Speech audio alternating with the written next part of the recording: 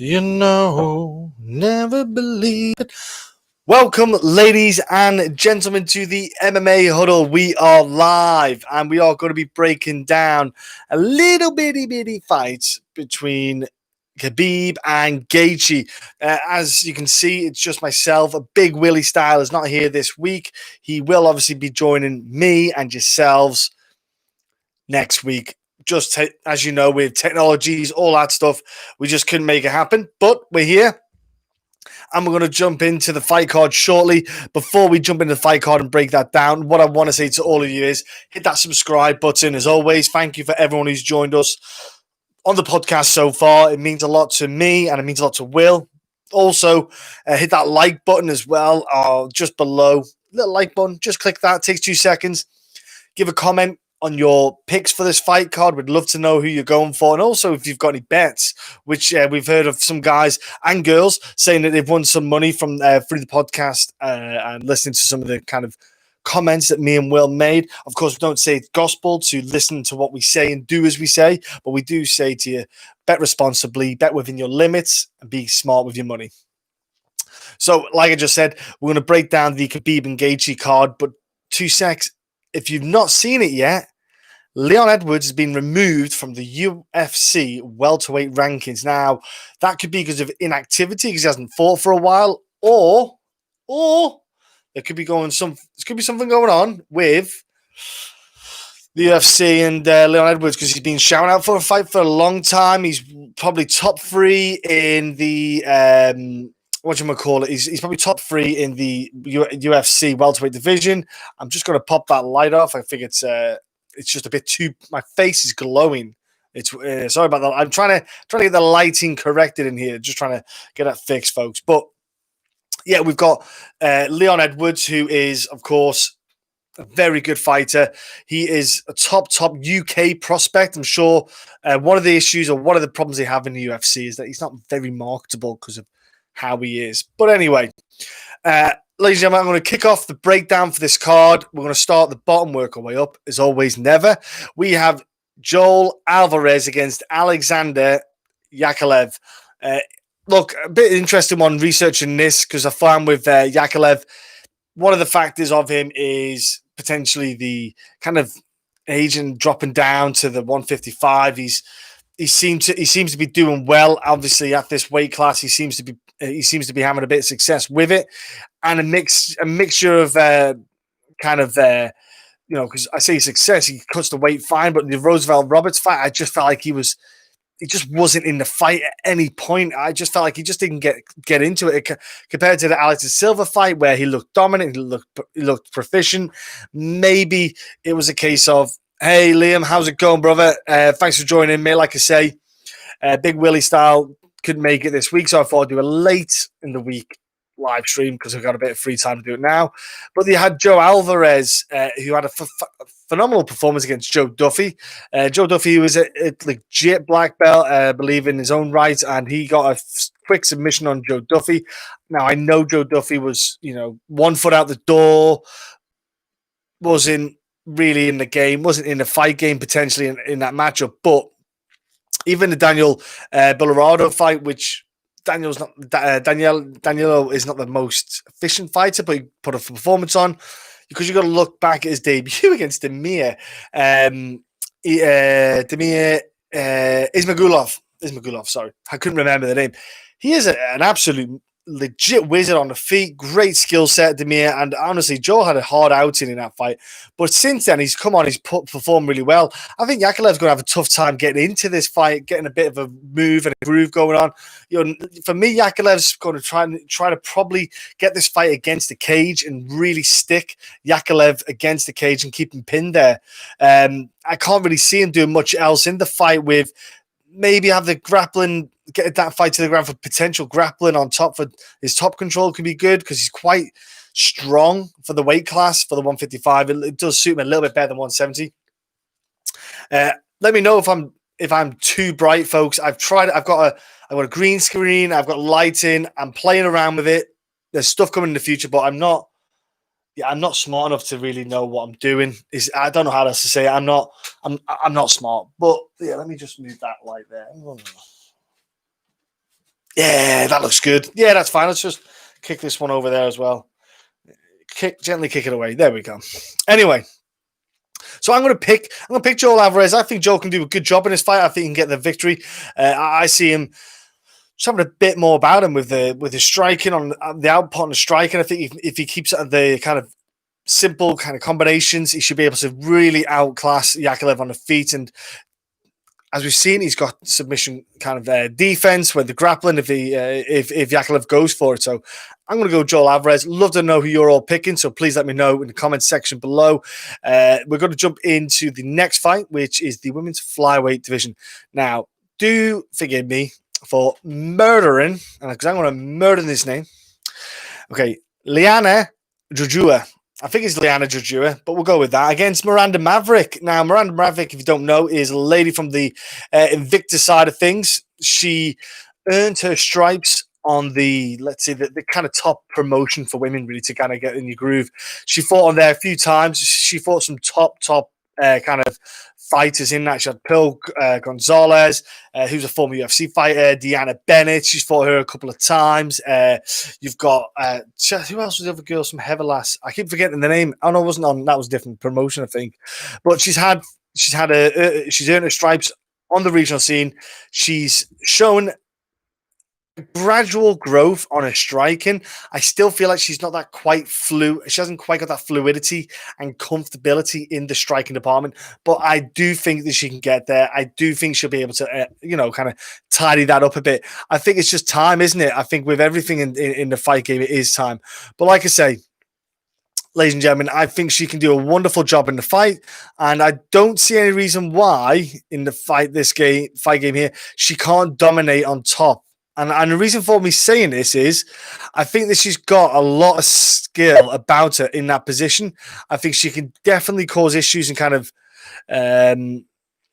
cause Liana difficulties getting off in the fight. And what I mean by that, calm down, is Liana is again uber not confident on the feet. She has like I don't want to say one-trick pony, but she kind of is a one-trick pony. If you look at her kind of opponents, her history in the background, she's shown the same thing every time.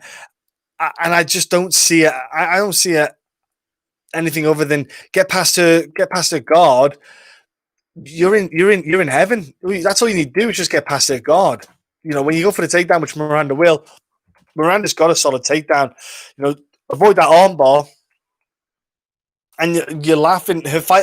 Liana's fight against Deanna, she was pretty poor with the with that armbar attempt. Even it was not securely put in. It took a while to adjust. Deanna did not get out in time, and Deanna deserves her own right to get that L because that was awful defended from an armbar perspective. Sarah Rice, on the other hand, who's more preferential on the ground, showed a dominance there where that was her favorite place to be. That's where she wanted to fight, and that's how that's where she likes to fight. And Liana was, she got the L there because of this lack of skill set, the diversity in her grappling.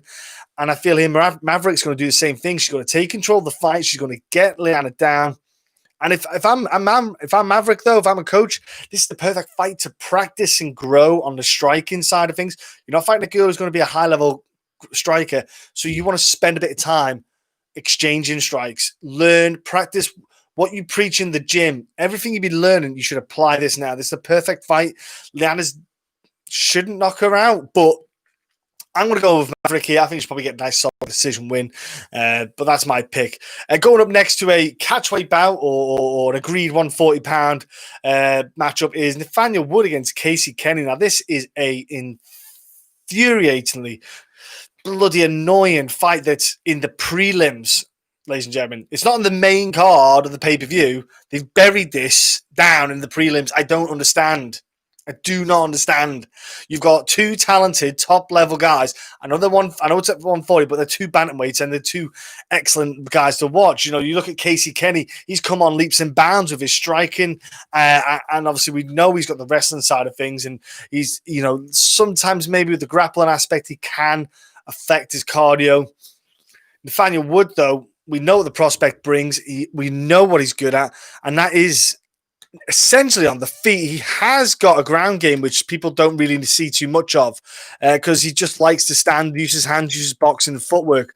But he has got a submission game. He has got movement on the ground. He came back against John Castadana, something like that. I can't pronounce it, sorry. And he came back He came back with a win. I think it was a good one to get this. I know it was a decision win. It was a good win for him to come back from after losing to John Dodson with that TKO after a pretty long win streak for him. Effectively, that's the last thing you need is to have a little L like that, and then you come back, you expose yourself. You just tighten the nut and just focus 15 minutes and put a full performance in. Casey Kenney, on the other hand, the dude, I've been impressed, man, by the way he's performed. That Altang fight, he was lighting him up, man. He messed up Altang and that body kick. Oh, man, I need those abs that Altang's got. Those abs are made of steel, titanium, diamond. I don't know what, because how that dude took that many body kicks and didn't drop to his knees, even in the second round, never mind the third, is beyond me. That kid just took a pasting. But we saw, though, Casey Kenney went, okay, cool, I've got these weapons. Here you go. I want to show you a bit more. Now, obviously, Southpaw Orthodox can play a factor in this fight here. You've got Nathaniel Wood, who's going to have he's not got a massive reach, Nathaniel Wood, but he makes himself long. He's got to be careful with the leg kicks and the grappling aspect of Casey Kenney. Footwork's key in this fight. When you fight someone like Casey Kenney, you want to keep him on the end of your punches, moving across on the angles. You want to cut left and right. And if I'm Casey Kenney, I'm going to go for the grappling here with Nathaniel Wood. I want to get him down and really just keep it tight, keep the fight, close and dirty, and use dirty boxing. I found it a tough one to pick on this one because, man, it's hard to pick against Nathaniel Wood because they got a little bit of a soft spot for him.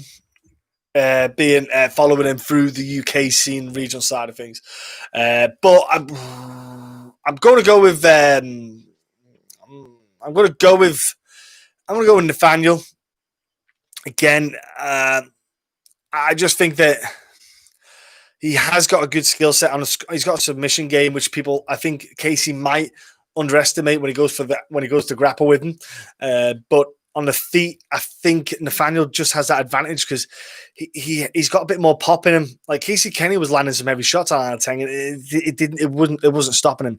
I think here Nathaniel Wood definitely has got the more stopping power with his hands, and he could do more damage. So I'm going to go Nathaniel Wood, but man, if I see a Casey Kenney win, do not be surprised. Like, man, it's horrible to pick that one. Light heavyweight fight. If it was someone tried to amend it on Wikipedia, by the way, into Todd Duffy was in, but he's not. Light heavyweight fight, Da Yung Jong. I'm going to say this wrong, probably pronounce it wrong, but my apologies. Facing off with Mr. Man, smiling Sam Alvey. Look, Sam Alvey's he's turning into the modern day kind of go-to journeyman guy who's, I don't want to say journeyman, but he's not a title contender now. He's taking fights. Just knows that he's going to be just making money, making bread for the family. That's what it's all about for him. And I do not take anything away from him for that. He's fighting a dude who's got some pop in his hands, like Mike Rodriguez stoppage. The Cadiz fight was crazy. It was his first debut. Cadiz just threw like 160,000 punches in about, and he just shot his load. It wasn't really a competitive fight after he'd done that. He was poor then. It was just a matter of when he was going to lose. But for me, I think this is a kind of fight where they're going to use that Yung Jong kind of opportunity to get a win where it will help put him up, so to speak, gets a good name on his record. Mike Rodriguez stop was, don't get me wrong, was very good in itself. Like he hasn't had a kind of decision since 2017, so he's got a lot of stopping power. And I think Sam Alvey, he's lost 4 in a row. Question mark starts to get raised about the how viable is he as a fighter these days. He's got, I don't know how much he's got left in his tank. I don't know what he's got left to give or offer. He's like a like Elias Theodorou got cut, man, because he just, even though he got the win, he just wasn't entertaining. And for me, Sam Alvey these days, he's got the counter, and that's about it. If he doesn't get that counter shot off, there's not much to his game, and he doesn't offer enough. He doesn't have high enough output. It's all good being a nice guy, but UFC don't care. UFC does care about making wedge off you. They can make money off your name. They'll get you in. So I see this as a setup for Alvey to lose and begin the pink slip. I'm going to pick Jung as well. I think Jung can get the stoppage. I think he can really put a late stoppage on him. He won't go for takedowns. He'll just kind of lay on to Sam Alvey for the few rounds to get the win. So I'm going to Jung there.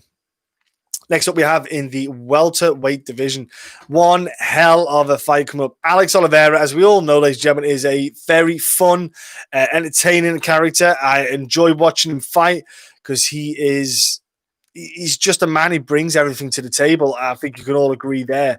But I'm going to go here and say that this man that he's fighting is a bit of a talent, is one way to put it. Shavkat Rakhmonov. You say that 10 times real fast. But there's a man coming from M1, which M1, if you don't know, is a superb European promotion. They always have top talent guys going to the UFC, but they do test their men. Like if you're in M1, they will give hard opponents for you to test yourself to kind of get to that upper echelon in that regional show itself. So they kind of tried and tested before they get to the UFC. Same with Cage Warriors. A lot of the guys do get hard fights in Cage Warriors. Sometimes, don't get me wrong, because certain fights are managed by certain people who might run Cage Warriors. They do get softer fights every now and then compared to what they could get. But in this fight here, Shavkat is a bit of a talent on the feet. Stoppages galore. He is skilled, man. He is skilled. I think we're going to see a war on the feet, man. And it's one of them ones as well where it's not guaranteed for him to win. It isn't, because Alex Oliveira, we've seen before, that dude can wrestle. So there's nothing to say this dude couldn't grab the fight and take it to the ground. I know Shavkat has got a stoppage on his record. He's got a submission wins in his record, sorry. I didn't mean to say stoppage. He's got stoppages anyway. But you've got a guy here with Alex Oliveira who is winning a couple of fights himself, so you can't knock him for that. Peter Sabota, I think it's a good fight, a good win. I think Peter Sabota has always been a solid stand-out welterweight who was never going to be top 15 because of his infrequency of fighting, but I thought he was a very good fighter himself. Max Griffin, as long as you're smart with Max Griffin, you can win because he's got not the best gas tank, so he always finds himself to fluster a bit. He lost 3 in a row, which was always a question mark of what was going to happen with Alex Oliveira, and that bounce back is huge. Losing to Nicholas Darby, hell of a fight, great fight. That was Mike Perry fight. Mike Perry's always a hit or miss on how you got to win, and Gunnar Nelson, fair enough. So losing those fights and then fighting Max Griffin, Alex Oliveira is not a bad fighter at all, and he's always game for it. I think you're going to see a very smart fight here. Because if you're Alex Oliveira, you've got to be smart about how you throw your punches and how you do your shots. Now, I think he's going to go for wrestling. I think he might try and wrestle the fight, Alex Oliveira. I'm going for Shavkat, man. The kid's got talent and he's got power. I think he can cause Alex Oliveira problems. I'm going Shavkat. Shavkat, Kit Kat, Top Cat, whatever you want to call him. I'm going to go with stoppage. I'm going to late stoppage. I'm going to like third round stoppage, folks. That's what I'm going to go with. Next we have in the heavyweight division, or main event of the prelims, Stefan Struve, tired Tuivasa.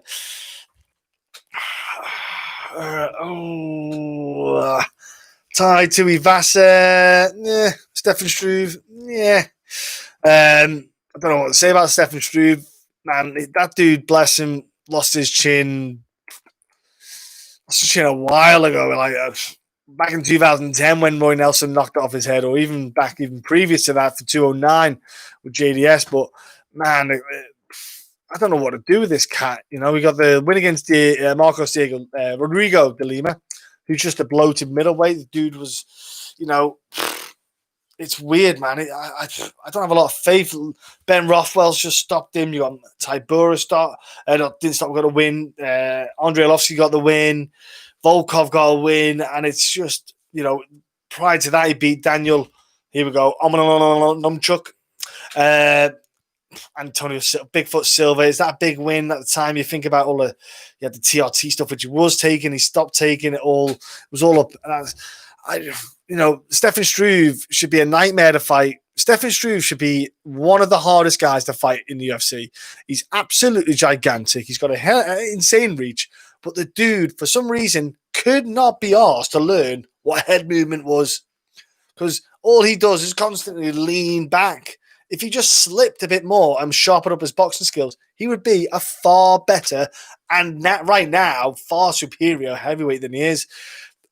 But then again, he is fighting a guy in Tai Tuivasa who's not exactly going to. He doesn't set the world. Tai Tuivasa does not excite me in any facet, because for me, Tai Tuivasa he drinks beer out of a shoe, and that's about it. I wish that dude was bothered. I wish he'd bothered doing, or wish he'd work on his conditioning. If he lost a bit of that, let's say, baby fat, man, he would be a far better athlete. He'd be a far better performer, and he'd get a lot more out of himself. Let's look at his kind of credentials. In the UFC, won free, lost free. Rashad Coulter, not in the UFC, went down to light heavyweight himself, so that says something there. Cyril Asker was always a light heavyweight, just never bothered cutting. And Cyril Asker was never a good heavyweight in the UFC, not UFC level anyway.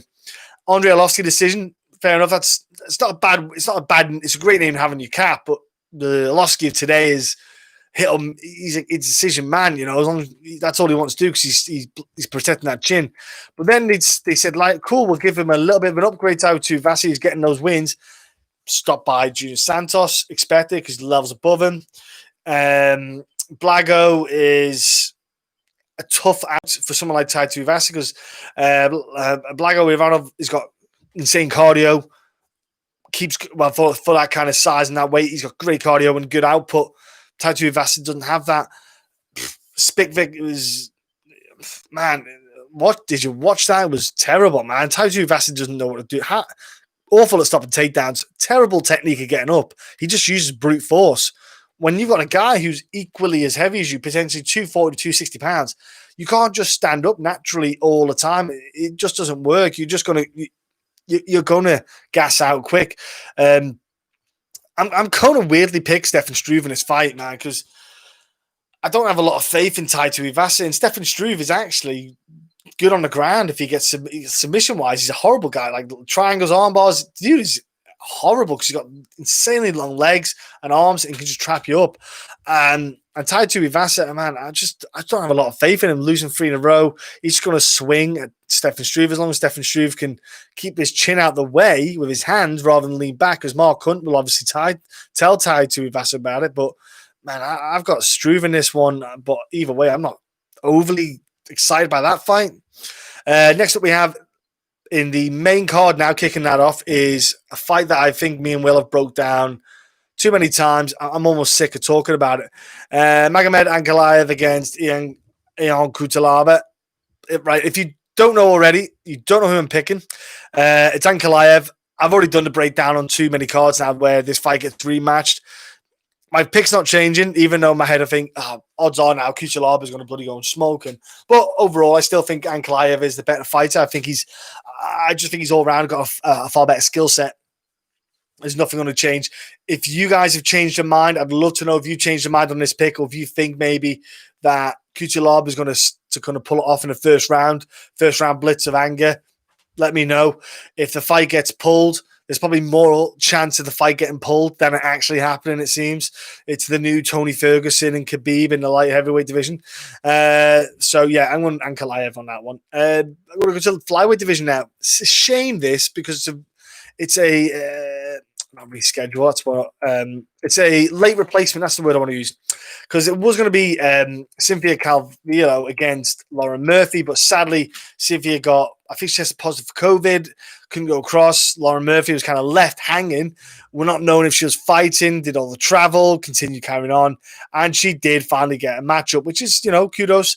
If you're in the European scene and this is an opportunity, that's going to happen, and this what this skill's got. Liliya Shakirova. Oh, no. Shakirova. Or Shakirova. Yeah, Shakirova. That's what I'm saying. Yeah, Shakirova. Liliya Shakirova is taking the spot, jumping in. Uzbekistan fighter. She's been on the regional scene. She's fought on some okay promotions, to be fair. Fight Night Global. She fought on that promotion there a couple of times. But if you've watched it, she has got a good record. Don't get me wrong. I'm not just she's got 8-1 for a reason because of her skill set. She's got capability. She's got pop in her hands, not overly powerful, but she's more of a decision winner. Her opponents, don't want to say they're questionable. Her opponents aren't the best, let's say that way, but she's too patient, man. She's too patient, too low of an output for me. Like, I think Lily's going to have a rough ride with Lauren Murphy. Honestly, I think Lauren's going to have a pace and a kind of output that's going to be rough for Liliya, man. I don't know how she's going to stop this kind of relentless pressure from her. Lauren Murphy's, I'm surprised. She has turned her game around. I know, like, she's free on the bounce. Barella was the one that got her going again. Barella's a good one to get you back on the win streak, back on the win column. Barella's not, anything to look at as a fighter. Andrea Lee split decision. Hell of a war, though. Showed a hell of a toughness. And then she beat Roxanne Modafferi again. Roxanne Modafferi is a horrible girl to fight against because she's just so durable and so smart in the ring. Great intelligence in the ring. I've got to go here, Lauren Murphy, all day. I just, honestly, she looked a lot. That Andrea Lee fight was a good one. She showed a confidence in a striking, a good relentless kind of pressure, and keeps you on the back foot. I think Lily's going to have a rough time because Lily likes to try and put the pressure on you and kind of come forward. I've got Lauren Murphy because she can also wrestle this fight to the ground and kind of win that way. So Lauren Murphy all day for me on this one. And next up we have in the middleweight division. I don't know why this fight's on the pay. This is on pay-per-view. People got paid for this fight. Why would you want to pay for this? Jacob Malkoun against Phil Hawes. Right, Phil Hawes tried to get in the UFC. Dana White Contender Series, all that good stuff. Failed. Tough House, and then Dana White Contender Series. Twice on Dana White. Tough House lost. Dana White Contender Series lost. And then finally got a chance on he had 3 attempts to get in the UFC, and he finally won. And maybe from an aesthetics point of view, he looks the part. I don't know if that's the reason why they bothered to sign him, but I don't see anything about Phil Hawes that's going to blow me away with what's impressive. He's powerful, yeah, but he's not technically great with the power. He's just a big lump who tries to hit you close, but they've kind of set him up here for an L. They've set him here up for a win with a guy called Jacob Malkoun, who, if you watch Jacob on the regional scene, he is not good, man, and he's not had good opponents. Now, don't get me wrong, this is the kind of fight Phil Hawes could just blow it because he's from Jackson Wing. There's a big kind of hype about him. Probably brought on by Jackson Wing because John said he's superb, he's amazing.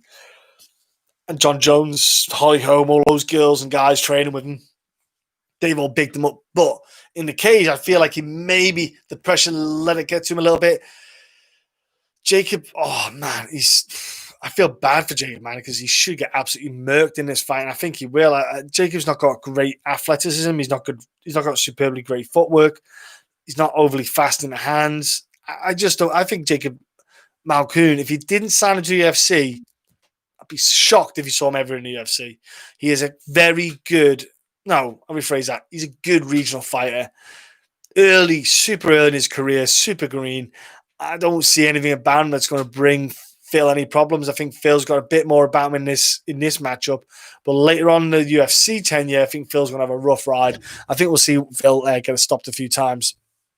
And if you don't know, if you can't remember the Phil Hawes on Dana White Contender Series or anything like that, if you remember, Julian Marquez absolutely sparked him with that head kick and where he absolutely flatlined. So check that out. But yeah, I'm going to go with Phil Hawes here all day long. If you're online, you're watching, ladies and gentlemen at home, feel free to join the chat. Again, I'd love to hear comments on who you're picking, who you're looking at, who you think is going to win, and to give a like.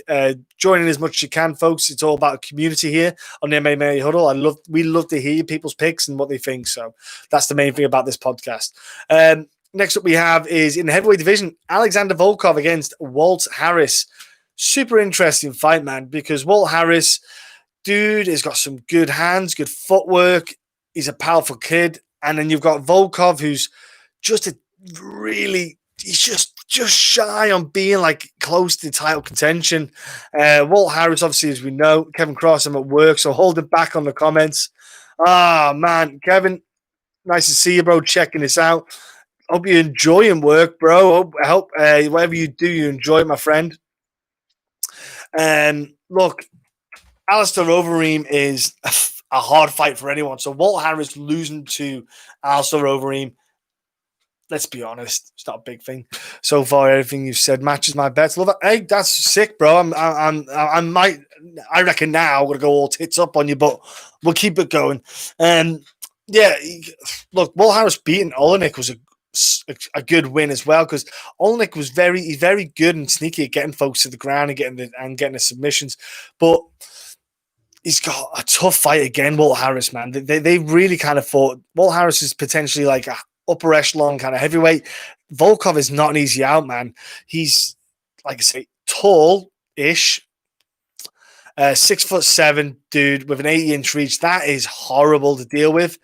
So you're always punching upwards, which means your power is not as strong when you're punching up. Apparently, science stuff, apparently physics, I don't know. Now, the Curtis Blades fight, Volkov just could not stop a man like Curtis Blades. Curtis Blades is one of those guys, again, he's always going to kind of fall short of the title shots, potentially. He just sometimes lets the fights slip away. Greg Hardy win for Volkov. That was boring. Volkov didn't even get out first gear. Didn't even bother. Derek Lewis fight, he was winning the whole fight. He put a good performance on, looked good. He pretty much, it was like the Korean Zombie and Yari fight where Korean Zombie has won the fight on the cards, but lost in the last moments. You know, you got Volkov, who's just Volkov's a really well-rounded fighter, man. And I think Walt's going to have a rough time. I think Walt Harris is going to have a hard time coming in because Volkov throws those knees. He's got the good front kicks in the head and the kicks that he throws because he's so long. Man, I think Walt's going to have a tough time in this fight. I really do. I've got Volkov all day here. I do think that he's got the skill set to really nullify Walt Harris's weapons. That is the power in his hands. I just see Walt just having a really tough time trying to get those shots landed. So I'm going Volkov here. I think Volkov can get like a late round, second, third round stoppage potentially here because Volkov's a hard out for anyone. I think he's one of the top heavyweights in the UFC. Insanely delicious co-main event. Love it. We have Mr. Robert Whittaker taking on Jared Cannonier. Because you've got Cannonier who's just power.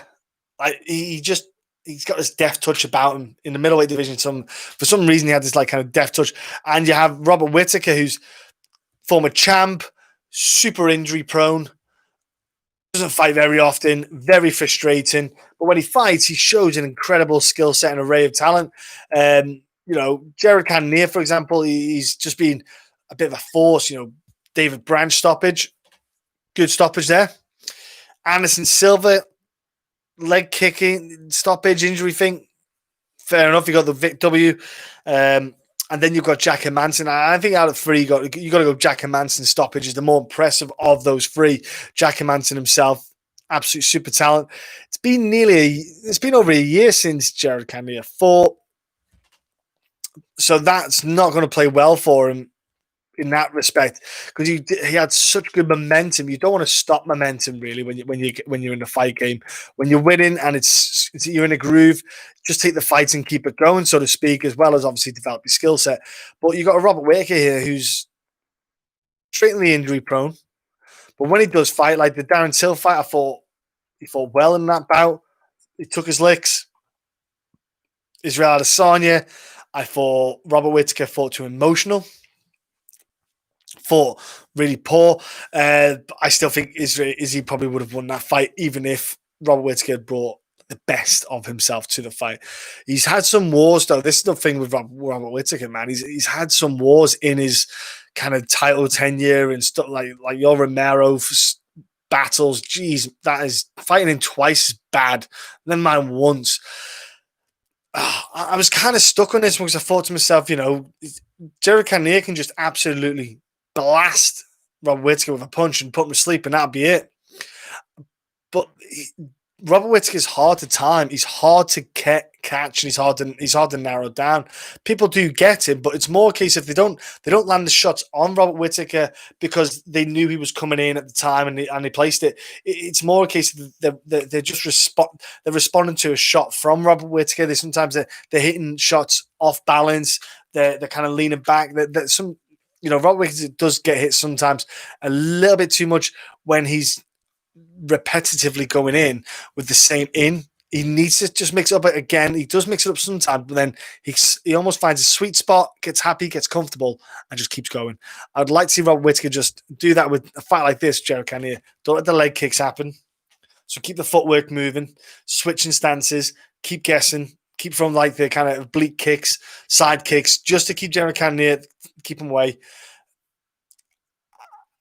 Man, I'm going to go because it's only a 3-round fight, man. 3-round fight for Robert Whittaker is probably a good one because the kind of style in which Robert fights, he can move a lot more, circle around, throw some shots. I'm going to go Robert Whittaker decision, but my head thinks Cannonier's going to land one and put him to sleep because he's hitting like a freight train of late. But I'm going to go Robert Whittaker. I think that he can just keep out of the range. He's just a bit more sneaky with the kind of footwork and distance management than Gerard is.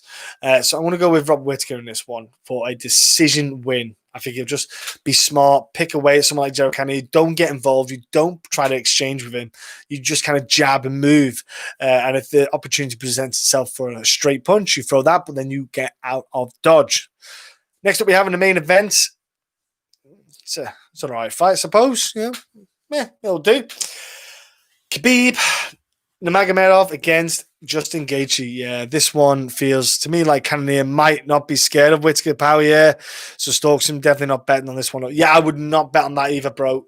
Kevin, it's a tough one, that fight, because, like you said, Cannonier just has so much power, and he has a confidence about him where he's just going to walk forward, but because of Robert Whittaker and his style, he's got great footwork. He's able to circle around a lot. So he'll able to circle around back to the center of the cage a lot. If you look at his ring kind of skill set, it is second to none. He's superb with that management of that skill.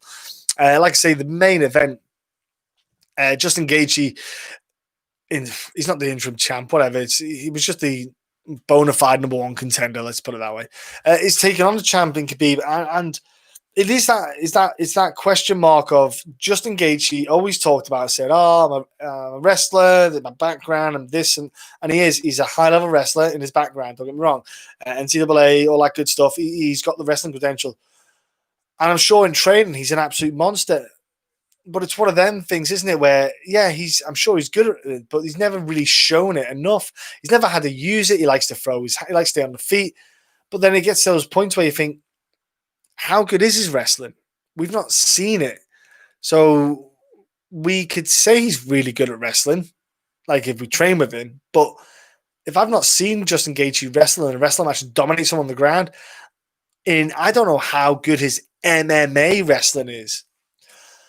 Because we've got to remember Khabib, anyone who comes up to him, whenever they grapple with him, they realize, they say after, he's strong, he's a hell of a lot stronger than they thought.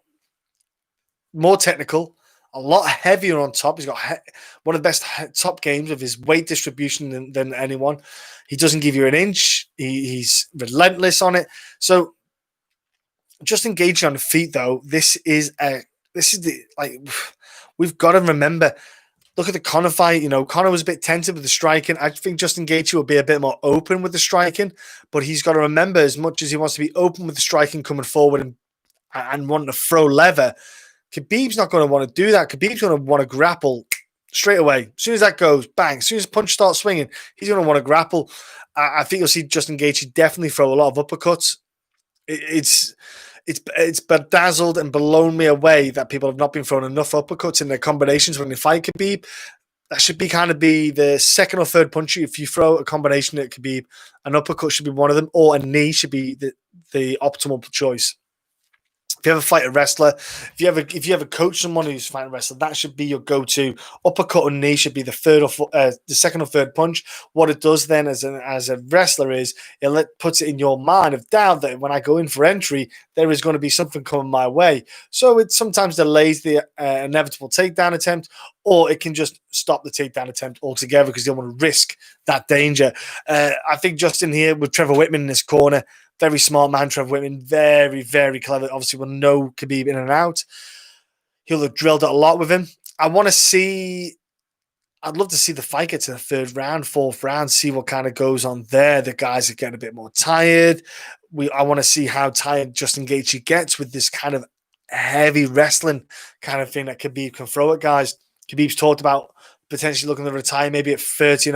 We knew he wasn't want to stay around for too long. We knew there was talks or rumor of him wanting to maybe stop in his career, so to speak, before it got too late, like Anderson Silva has. But, I see that this is going to be a really testament to Khabib's legacy, really. I think Justin Gaethje is a guy who, if you bring your aggressive striking game, you've got a tough chin, and you could really win. You can absolutely stop Justin Gaethje. We've seen it before, and we'll see it again. I just feel that Khabib's not going to be the guy to do that. Khabib's not a boxer. Now, will he catch Gaethje? Of course he can catch Gaethje. Gaethje always gets punched. Gaethje doesn't defend strikes.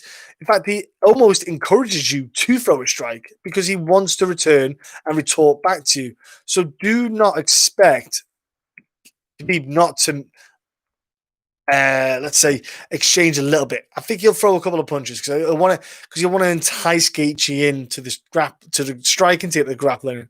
But at the same time, I'm still stuck on it. I'm still unsure about who I'm picking. I'm going to go Khabib. It's Khabib. I've loved watching him for eons. His chain wrestling is sublime watching. Like he's so good at getting guys to expend more energy than they wanted to with sneaky little tricks that you don't realize are happening. If you enjoy grappling, you'll appreciate what it does with whether it be taking your base away by holding an arm, which means you have to use a bit more of somewhere else of your body. You have to shift your weight a bit more. It involves a lot more core. It's really grinding on the body, and he's just almost a master at it. And he just really puts it into place, and he's got a confidence about him when he's doing this. Why would you not be confident with the record he's got? Why would you not be confident with the opponents that you've had and you defeated? We've not seen Justin Gaethje's wrestling yet. I still feel that's an asterisk. We might see it. I think he'll absolutely have. I think the first round's going to go Justin Gaethje's way. I think he'll land a couple of shots. I think he'll be able to stop the takedowns but get off the ground again. It's when it starts to get to, like I say, second, third, fourth round, when they're a bit more tired, bit more gassed out. How well's his defended then? How good is his ground game and getting back up? How good is it then? Can he stop Khabib just mauling him in a way? Big question marks. Can Khabib, avoid the big shots from Gaethje and avoid getting hurt? Gaethje has improved his striking of late. He has improved it, tightened up a little bit more. He's not as higher output. He's picking the shots a lot better. But man, it's hard, man. Yeah. Ed Rees, thanks for commenting, man. Yeah, I'm with you as well. I think Khabib's decision can pull it out here. I definitely think it's going to be like a 3 rounds to 2 or 4-1 to Khabib, because I feel like first round is 100% going to be Gaethje's round. He's going to be fresh. He's going to be ready for the takedown. He's going to be on it. But then it's just that Khabib just needs that first takedown to get a gauge of you. When he gets that first takedown, he feels your power, he feels your technique, and he feels what your resistance is. And that's when he starts to work. That's when Khabib starts to apply his game. He knows what he's going for, whether it be double, single leg, high crotch, inside leg trips, whatever he's going for. He starts to have an idea of what he's going to try to do and apply it on you. So yeah, it's a great matchup. And so I'm going to pick Khabib decision as well, bro. But man, Gaethje could literally just murk Khabib in the first round. Wouldn't shock me. Would not shock me at all. Dude's got great power, great athleticism. Could do it. But that's what it is. But the betting lines, I think, are way off. But anyway, Will's not here for the bets, but I'm just going to quickly go over some betting lines just to see if anybody out there as well have got any that they like themselves. It's the Alex Oliveira fight and the Shavkat is kind of like a pick'em. They're about minus 110, 120 at the present time. It could change, obviously, in the next 24 hours. But that's a good one for Shavkat. I think he's a good talent. I think he's got a good chance of getting a solid win. Casey Kenney, minus 185, and Nathaniel Wood plus 150. Man, I know I picked Wood, and as a dog, that's a good dog bet. I think like those kind of odds are solid. Definitely a good odds. The Struve and Tuivasa fight, that's a pick 'em, minus 115 each, but I wouldn't go near it myself. Heavyweights, when they're that poor on both sides, it's too much of a risk for the pair of them. Sadly, Yong and Alvey, that is crazy odds, like minus 350 for Yong, man, and Alvey plus 265. That's you're gonna have to parlay that Yong with someone to get something, or maybe go for a pick 'em. Yeah, I haven't jumped on Wood yet, but the real thing, the traveling for Kenney isn't going to hurt. Yeah, going to help the cause. But that's the thing, Kevin, because obviously he fought, then went back, and then came back, and then he's had to do all the weight cutting. That's something me and Will spoke about last week, and we think we spoke about it off air. We were saying that he obviously had the fight, won his fight, put the weight on, came back home, took the fight, came back again, there and back and there and back. So he's effectively done 2 days traveling.